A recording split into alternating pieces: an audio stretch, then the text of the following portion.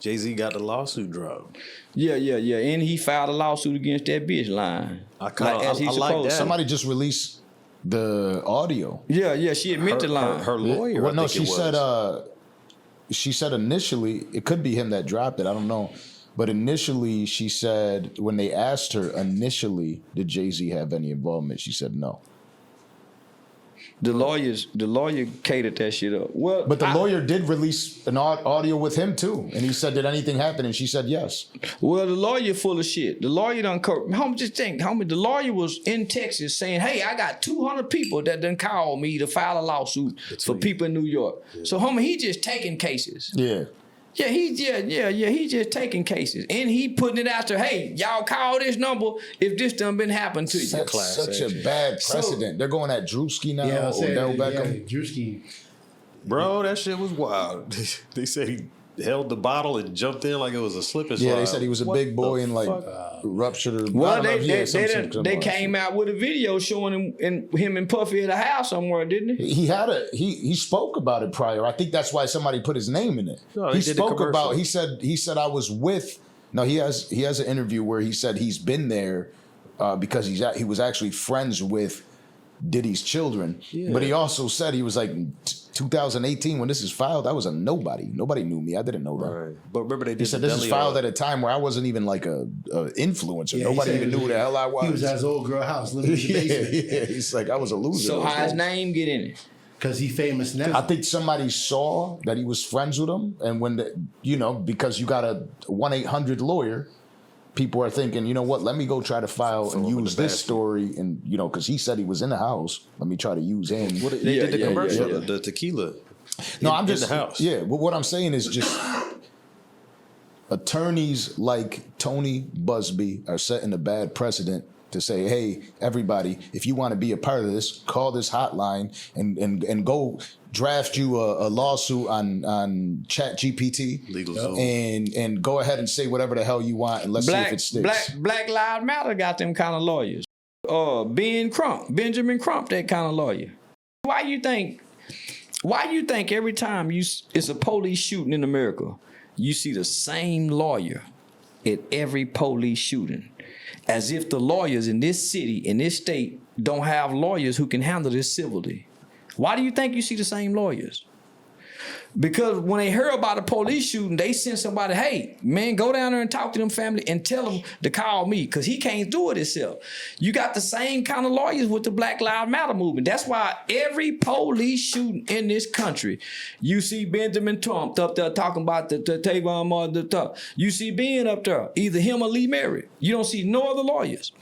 But you've never seen them walking out of a courthouse having to defend the case. All of their cases are settled out of court for the family to get some money for the police shooting. They do it.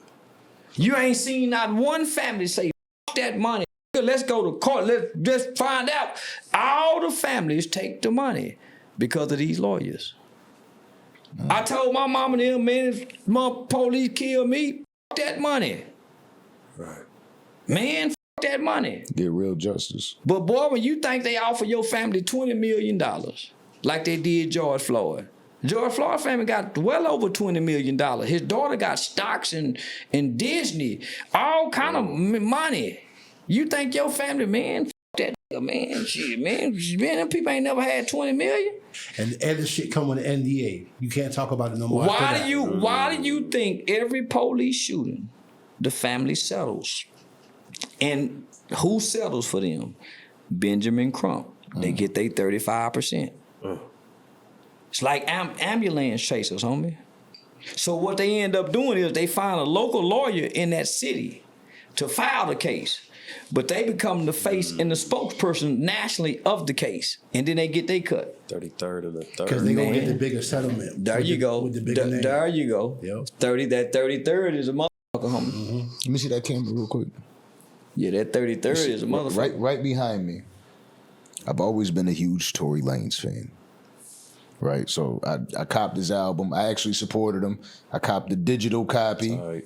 Because you could just listen to it on Spotify you want, but I copped the digital copy. I also copped the vinyl. I didn't turn it around. Tory, I got this one complaint, right? My boy, you took a prison photo. You ain't rap for the females on this one at all. You did a sing song for the females, maybe one track. And you took a prison photo with your shirt off. Tupac joint. I had the shit back there. I had it turned around, and I looked at Orlando. I'm like, that shit looks sus, don't it? Yeah. So I turned it around. It got the track list back there, but I did cop the vinyl. Great album. I ain't listening to shit in jail talking about. Nigga in jail can't make no album for me. To be safe, that's what people were saying about you. I ain't listening to shit, Charleston White. Yeah, man, I ain't listening to shit no nigga in jail talking about. Man, you don't know what feel good right now. Yeah, but nah, he was actually talking about his case, right? And the album sounded pretty incredible for him recording it over a phone. If he did, because I don't think you can admit that you had studio equipment in your... Man, you know them guards for bringing them studio equipment in for him, man. Yeah, Facts. Man. That's how I feel. I feel like the audio's a little. The audio faded. sounds good. It sounds great for what it is, but it's a it little. sounds great. But not compared. It don't sound like an iPhone, bro. No, it don't sound bad. It sounds great.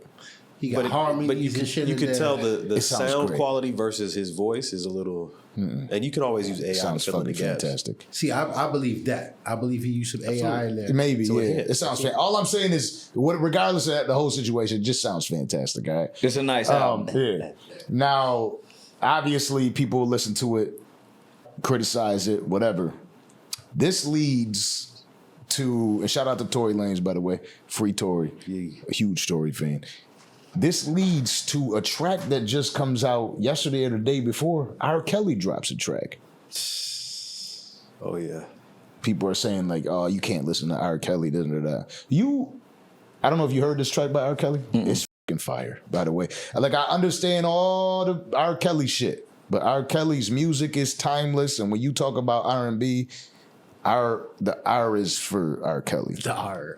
Yeah, I know. I thought about that when I say that because people me way too much, but I'm embracing it. I don't want to say the R. Man, it's hard. It's hard for me to put on a song, and I know this made this song in jail. I ain't finna do it. Yeah, my mind ain't. Nigga, I'm not finna listen to that bullshit. Man, nigga made that shit in jail. Ain't nothing like that studio with that white boy engineer and that motherfucking badass producer that can, man, that Jailhouse Tape. Yeah, I'm not listening to that bullshit, man. You better not play that shit for me. Yeah, man. Drop that R. Kelly shit. Fuck a Jailhouse trying to make good music. Do push-ups. Now you can flip the cover over. He was doing a lot of push-ups. Yeah, do push-up and fight. Don't make no